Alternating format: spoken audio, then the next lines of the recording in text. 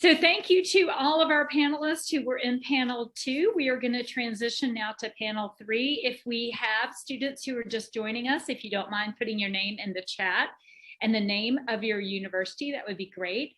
And now I'm going to turn our panel over to Roderick Lewis and Jennifer Schaefer to lead our third panel, which is recruiting, hiring, and retaining diverse talent. Thank you. All right, well, thank you, Susan. And thank you to everyone that's in attendance today, all of our panelists who I'm going to let introduce themselves. But I've been looking forward to this event all day, all last week, and really excited about the discussion that builds on the prior 2 panels. And so again, the name of this panel is Recruiting, Hiring, and Retaining Diverse Talent. And so our panelists today, I'm going to ask a few questions around those areas to give you an idea of what that means in various companies, what are trends, what are best practices, and so that you have an idea as a student, especially, but also if you're student facing or an employee professional, how to engage with potential employers and how to help train students on what types of questions to ask when they're going into these organizations. With that, I'm going to let my panelists introduce themselves before we begin the questions. So let's start out with Christine from Handshake.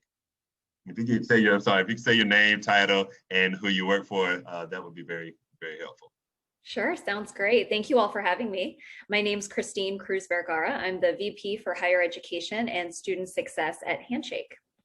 Glad to be here. Thank you. Next, let's go to Mariani from Goldman Sachs. Thank you. Hi, everyone. My name is Mariani Polanco Cruz. I'm a vice president at Goldman Sachs in our diversity recruiting team. I've been at the firm for approximately 8 years. I oversee our diversity recruiting efforts in Salt Lake City, focused on the Latinx population and women as well. And I'm looking forward to this conversation. All right, thank you, Mariani. And next, let's go to Monica at Merck. Hi, everyone. I'm Monica Goodwani with Merck, specifically working for their research division, so Merck Research Labs. I have been with Merck for close to 3 years now, and I support their discovery recruitment efforts for their discovery, preclinical, and early development organization. I'm very involved with D&I efforts at Merck for my specific client groups, and I'm excited to be here to see what the next generation is interested in talking about. All right, thank you. And last but not least, Sandra from Bank of America. Hi, everyone. Thank you so much for the invitation. It's such a pleasure to be here with you today. I'm Sandra Quince. I work for Bank of America, and I'm a diversity and inclusion executive responsible for helping to lead our global diversity and inclusion strategy for the company. All right, thank you so much. And as I said before, this final panel builds on the other 2 panels where we talked about authenticity in the workplace and managing difference in the workplace. And so now I want to talk about how do we recruit that difference, right? How do we recruit this authenticity at work? So my first question, and I'll pick one of you to start it off, and then others can chime in. As it pertains to recruiting, let's start there. What challenges do companies face when seeking to find talent from underrepresented groups and also to hire that same talent? Sandra, if we could start with you on that one. Yeah, I think some of the obstacles that many companies have faced, and probably many of you have seen, whether you are on LinkedIn or social media, you've heard executives say that it's hard for them to find diverse talent. While I don't necessarily agree with that, I think some of the challenges is they just, with diversity, you have to be very intentional about what you're looking for, and being intentional around your acquisition processes that your company has in place. And so I think you also have to hold wherever you do your recruiting from, regardless of if it's a historically Black college or university, or a college that's heavily Hispanic population, or even a predominantly white institution, you have to be intentional about requesting to meet with groups that are of diverse nature and asking them to bring you diverse students in that process. So for me, it's really around what's your strategy around attracting diverse talent and slating for that talent, because that's another part of the process that many companies have to have some sort of intentionality and strategy built around it. Thank you so much for mentioning slating. So that definitely be something I hope we expound on. Anyone else want to add to what Sandra just said? I'll jump in real quick. I think, one of the things that we have seen most challenging for a lot of employers. So we work with about 500,000 employers, and we work with some really large employers like Bank of America and Goldman Sachs and Merck, but we also work with a lot of mid-sized companies and a lot of smaller businesses as well. And I think one of the hardest pieces is literally behavior change, right? We are essentially proposing different ways of doing work that have historically been done a particular way. And so an example of that would be many employers have core schools that they go to.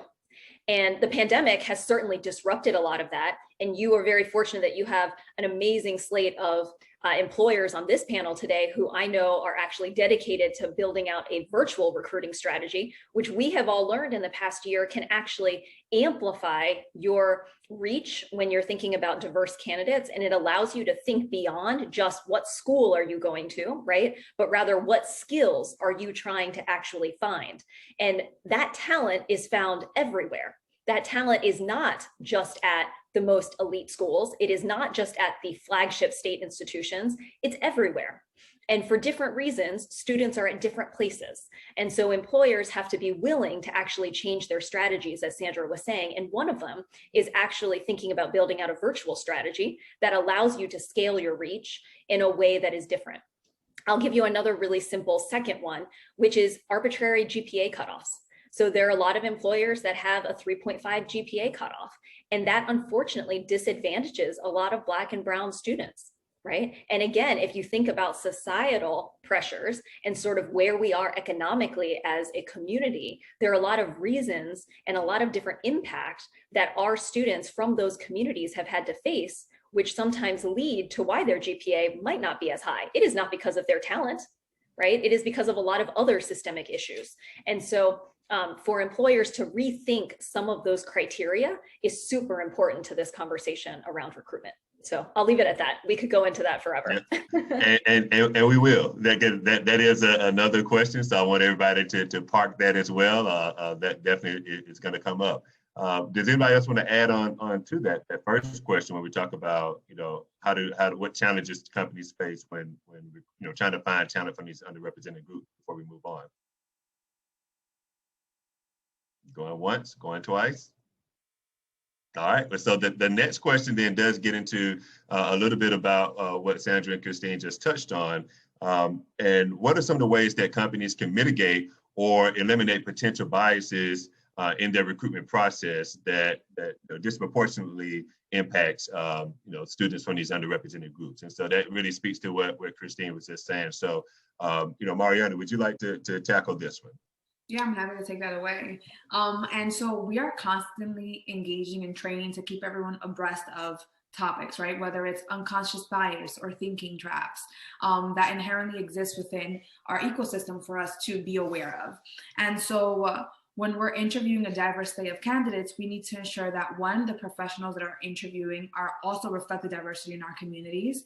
And two, that we are equitably assessing the skills, right? And so at GS, at Goldman Sachs, we have specific competencies that we assess for. And we try to make an equitable process by ensuring that this assessment is allocated to all of our candidates. And thus, if we are asking folks the same questions, we're able to more accurately assess in a larger setting and in a diverse and with a diverse group of people what we're looking for. And so I think that in terms of mitigating these biases is having a process and institutionalizing a process that does its best to eliminate these biases, but also the constant training on blind spots, on thinking traps, on unconscious bias, and having those conversations on a constant basis to bring awareness to what can happen in our recruiting processes. So I've got a follow-up question to you before I skip to Monica, as it pertains to your company. Have you identified, or does your organization say, hey, we're going to identify specific processes within our recruitment process? Like you said, it could be assessments, it could be at the funnel, even sourcing, it could be interview panels. training, as you talked about, for recruiters and hiring managers. So I've been doing some research on this. And I'm looking at what a number of companies are doing in this area and how they're addressing it. What have you seen either internal to your organization or with some of your peers? I'm sorry, so your question? Yeah, in terms of some of those processes and those key areas. So you mentioned assessments, but there are a lot of other areas where companies have to be aware of potential biases that can show up that can impact underrepresented groups. So beyond assessments, like the sourcing channels, the interview panel, diverse slates, like I think Sandra mentioned. What are some areas that you've seen either internal to your company or with some peers that you have worked with? Yeah, so a lot of that is creating pipelines, right? And democratizing access to our firms. And that's why we host, I know Susan mentioned this before, but our exploratory programs. And these are programs designed for underrepresented communities. We're actually in the middle of all of our programs right now. To give them access to the firm and inform them on the recruiting process and really mentor them and coach them and give them access and knowledge to our culture, our capital, and our people to allow them to go through a recruiting process that they may be unaware of. And so I think too, it starts at the beginning in terms of how we're sourcing and pipelining our candidates and preparing them to succeed through our process, and then how in turn Goldman Sachs responds to assessing these candidates and the skill set that we're requiring from all of our prospective employees. Thank you. Now, Monica, now we get to hear from Merck, because I've researched Merck as well. I'm very impressed with some things that you're doing as well. Yeah. So there's been a definite uptick in the last year, just with everything going on, for us to really focus on the D&I efforts from the top down. And I think our CEO has been very verbal about his intentions of how we're going to go about things. But a couple of the things that have been really interesting for me to watch and be a part of has been, we did a resume blinding exercise just to see if, that has an impact. And we did this with our interns, and probably that will be our smallest population to work with. While it's small, it's still pretty large for us to look at. And I can tell you, over the last, the first time they piloted was actually, I believe, 2018, to see how the resumes or how the candidates would change throughout this process. And I can tell you, in 2017, our interns, there were, I think, and this is specific to the research organization. Now there's a broader amount with the rest of our org, but I'm referring specifically to our organization within Merck. They actually hired, I think there was 1 or 2 African Americans hired in 2017 into internships. When they blinded the resumes, that number went up to 17. And in the grand scheme of things, that may not seem like a large number, but it is in terms of just looking at the impact that resume blinding piece made. And when it came to Hispanic and Latin Americans, it was 0. There were 0 hires that were a part of our research organization. And when they did the blinding experience again, I think it was something along the lines of 15 folks that were hired as part of this process. So, and I don't know that it's directional exclusion. I think there are things happening. When I do intake meetings with my hiring managers and I'm talking to them about, what are you looking for and where have you seen these ideal candidates come along in the past? And it's a reference point for us to recruit from these organizations. But I think it's important to change behavior, like Christine was saying. There's routine organizations that our managers are kind of targeting because of GPA, because of the target programs or the technical programs. And it's so interesting to see that the managers are not willing to sometimes move from that. So it's a behavioral change that we're trying to bring about with these hiring managers, because like Christine said, the talent is out there, but I think we also have to get folks to open up their mind to say, hey, there's other organizations that may have candidates that are just as great, to recruit from. So I think that's part of it. I think the university was really a huge part of that unconscious bias. The second piece of it is what I've noticed in some of my groups that are actively trying to change their behaviors on their own is they're trying to work with candidates very early on. So not waiting, because, and to preface or to kind of give you guys a quick summary, a lot of the positions that I hire for require PhDs. And that's pretty late in their educational career of hiring from our perspective. But what they're trying to do now is kind of educate folks while they're still in undergrad, or even, potentially some folks that are in high schools, to really mentor folks and invest the time and the effort to educate them on different programs that are out there that they may not be aware of. And I can tell you that would have impacted where I would have went, maybe, because, I originally was a biology major, and had I known there were these other opportunities or areas of interest that I could go with that, and not just, sort of a mindset of being in either research or medical school. So I think that's important. I think we need to start shifting behaviors, or not behaviors maybe, but trying to shift the areas that people should know that they have visibility to, or the access to. So I'm proud to say that we're working on both of those fronts, and it's very important to do that.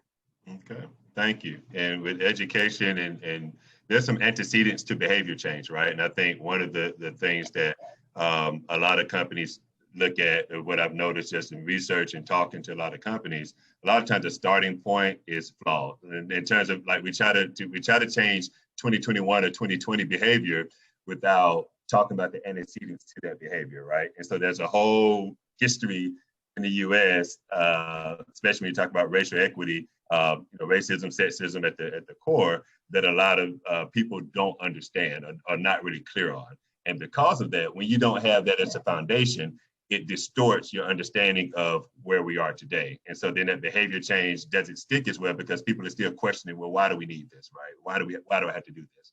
But that's another topic. Sandra, I would love for you to the next question really piggybacks on what Monica was just talking about, in terms of career paths, and how formal or informal that process is within can you speak about what that process is, and how are high potential employees selected, or how are career paths determined? You think about upward mobility with the corporation, and what practices does Bank of America have, or any companies that you know about, to ensure there aren't any inequities in those processes?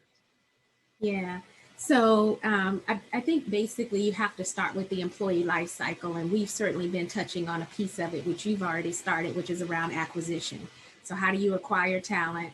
Then you hire, then you onboard, and then you think about development, which leads to promotion. And that's really what you're talking about, those inflection points in the employee life cycle.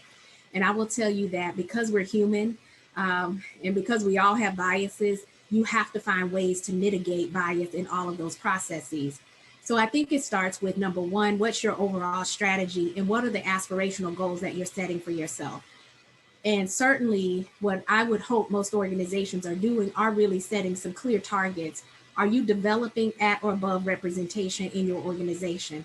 And that means, what are you doing in those moments that matter? How do you mitigate those biases in order to understand that it's time for me to give someone a project or an expanded role or opportunity that's then going to help them get the elevated visibility that they need in order to progress their career? And do I give it to my same go-to people, or do I stop and I really try to mitigate that bias in that moment and think about who on my team really needs that, or who has not gotten that opportunity? And so I think you really have to really consider that. And if you're doing that, then when it comes to promotion, you should be thinking about the same thing. Now, the issue becomes that while we all have great intentions, and yes, we may put that strategy in place, and yes, we may also put targets in place, which are aspirational goals that we set for ourselves, you also then need to think about how do you really inspect what you expect? And so do you have like a review committee, right? Which I think is critically important.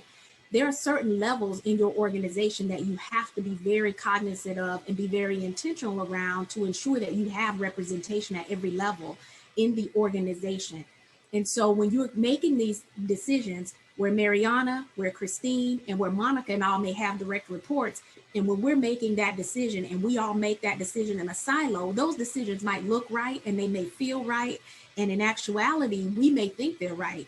But when you then submit those names and a review committee can step back and look across and say, Sandra, Mariana, Christine, and Monica, when you made these decisions, do you realize that there were no women and there were no people of color in any of these development or opportunities for promotion? Let's go back. And it's not to say that John or that Derek doesn't deserve to be promoted. It just means that was there bias in those decisions, and how do we rectify that in those moments? And really helping us to go back and really take a look at that at a more expansive opportunity. The other thing you have to do is, if diversity is going to be promoted in your organization, it requires sponsorship. Diverse people require sponsorship. And what am I saying here? What I'm not saying is Sandra requires sponsorship because Sandra cannot do it on her own. What I am telling you is that any CEO that's made it to CEO has sponsorship. Anybody that's made it to a direct report of a CEO had sponsorship, but they had that sponsorship very naturally. It doesn't become natural for everyone, which is why equity and equality are so critical, because for diverse talent, it requires sponsorship. So what sort of sponsorship programs do you have, or leadership development programs that you have, so that you can elevate and educate and provide those additional opportunities to diverse talent? And when I say diverse talent, I'm not just talking about ethnicity or gender. I'm talking about LGBTQ. I'm talking about veterans. I'm talking about those that are differently able. So there are many points of diversity that you need to be thinking about and sponsoring in your organizations to see progress. Wow, thank you, Sandra. I might have to let you take over this panel. No, thank you. No, that was great. I think, and Christine, I would love for you to follow up on that as well, because I know you have some good content to add. Honestly, I don't know if I can follow that up. I thought Sandra was fantastic. I think everything she had to say was spot on. I just truly, the sponsorship is so important. And I think, I've often talked to students about, there's a difference between mentorship and sponsorship, right? Mentorship is someone who's going to keep it real with you. They're going to give you feedback. They might see potential in you, and they're going to work with you through whatever topic it is that you might need to discuss with them. It's also important to keep in mind, you need more than one mentor in your life, right? One mentor is not going to be all things to you. One mentor might be really great about helping you discover more self-awareness. There might be another mentor that you go to when you really need to negotiate, because that's their specialty, right? So think of yourself as having a board of advisors, if you will, and pick people that are going to be able to strengthen you and complement you in different ways. The sponsorship piece that Sandra was just talking about is different, though. This is someone within your organization that can help you navigate the politics and navigate the work and the environment that you're in, to give you the influence, to help with persuasion, to be in rooms that you are not yet going to be in rooms yourself, and might be able to speak positively about your work product, about your leadership, about what it is you can do. So that's different. And then I would just add actually maybe one more category that I've often thought about in my own career too, which is you have a mentor, you have a sponsor. I also think it's important to have an advocate that's sort of in your general industry, but not at your company, not at the organization that you're in. Someone that also looks out for you and thinks about you in the grander scheme of the industry that you want to go into. Now, that might be something that you'll pick up over time. That's not usually something that you'll pick up right as an entry-level employee, but as you start to build relationships and you start to build your own social capital, that's something to look out for. You're going to really click with certain people that you might really admire in your field or your industry. And it's important to cultivate those relationships too, because that also helps you find new opportunities. It helps you make different steps throughout your career. So I would just add that as well. Thank you. Thank you very much, Christine. And Mariana, would you like to add anything to this topic?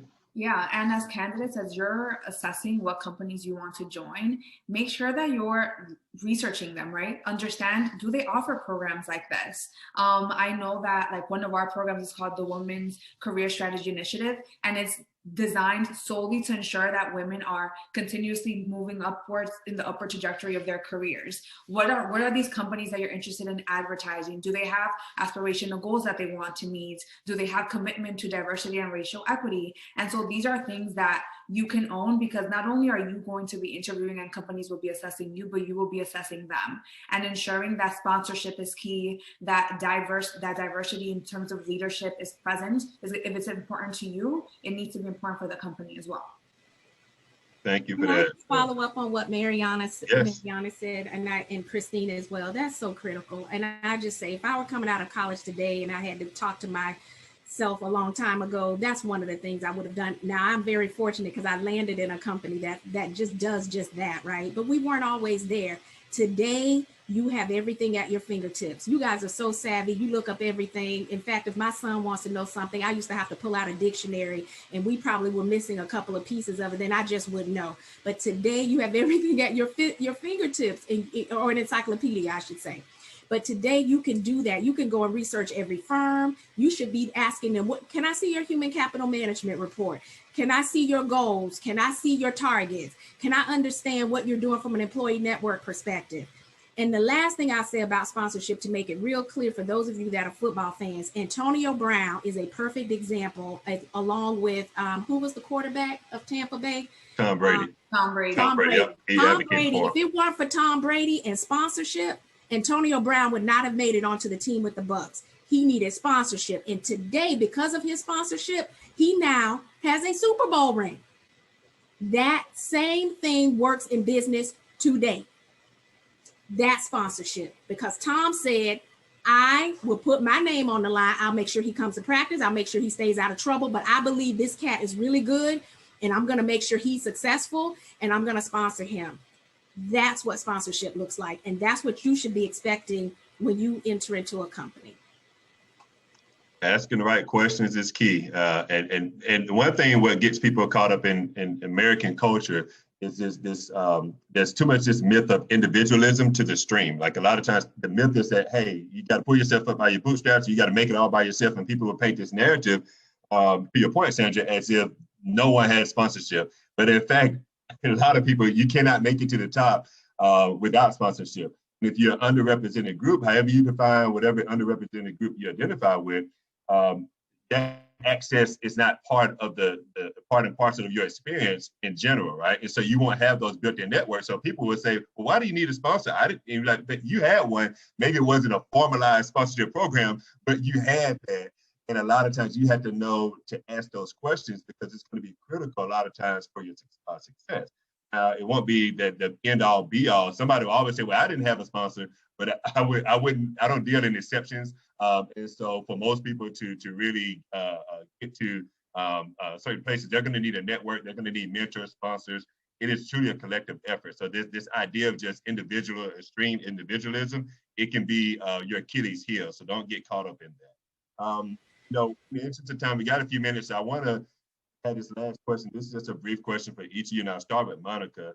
What do you believe, and just to wrap up, as we've gone through this recruiting, hiring, and retaining, this is what we've been talking about. What are the steps that organizations do to not only recruit and to hire, but to retain? And sponsorship is part of retention, right? Otherwise, you get a lot of voluntary turnover of the very people that you spent money recruiting, which I can go through statistics where companies collectively spend hundreds of millions, if not, billions of dollars over time recruiting diverse talent, only to see that talent go out of the door a couple years later because of the things we talked about earlier in these presentations: microaggressions, lack of career opportunities, all of the above. Monica, what are some things that you think make an employer of choice and that is able to not only recruit this talent, but to retain this talent? Yeah, so I think there's multiple layers to that, right? I think, first of all, acknowledging when you have a chance to do better. And I think most organizations are realizing that there is a lack of diversity. There's a lack of follow through on some of these issues. So I think it's not only about just having these conversations right now, because it's the heated topic of the year outside of COVID, but I think it's important to keep that pressure on to make sure this conversation continues, and that's passion for me to really keep that process going. So for example, Merck has found that while we are doing a better job of recruiting diverse talent and putting the effort on that, we've also looked at the retention piece, and I think that's been very key for us as well. And the reason that folks are leaving, folks that fall under the diversity piece that are leaving the organization, is because they don't feel like they're getting the higher level positions, and in our case that executive director, senior director level roles.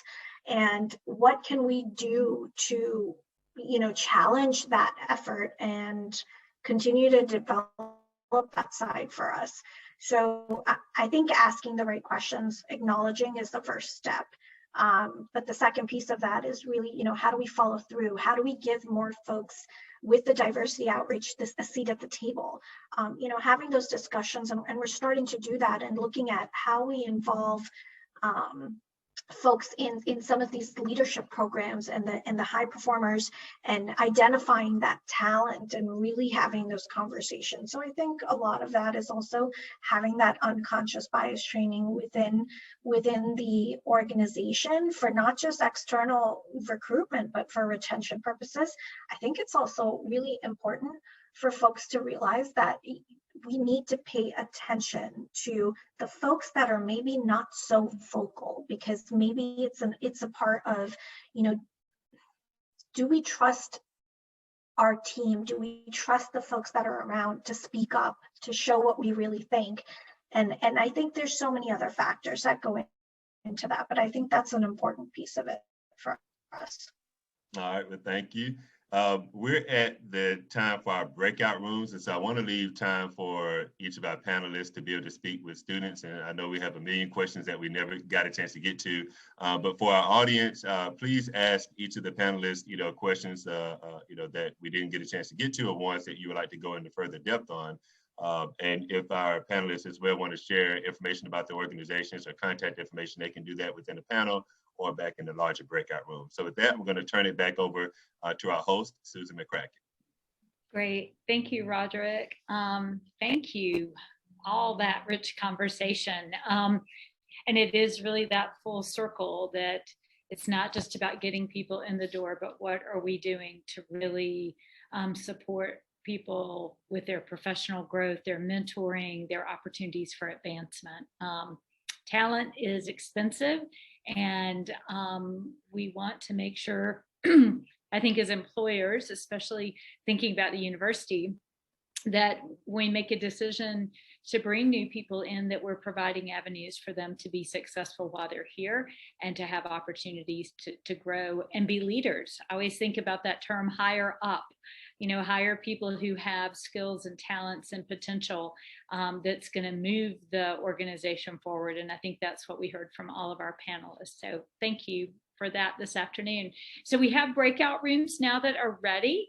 If students, and some of you have been, we have a fair number of people who have been with us for all three panels. So students, thank you for that. We know you spend your entire waking hours in Zoom on class or on Zoom in class. And so really appreciate your commitment to being with us this afternoon, and to your own knowledge and learning and growing. So thanks for being here.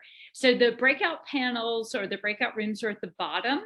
If you are new, or some of you don't have the updated Zoom, just stay in this room and we will get you in a room. You'll just let me know where you want to go if you can't see that. So there should be a little 4-square thing at the bottom, or 3 dots that say more. Either one will get you to the breakout rooms.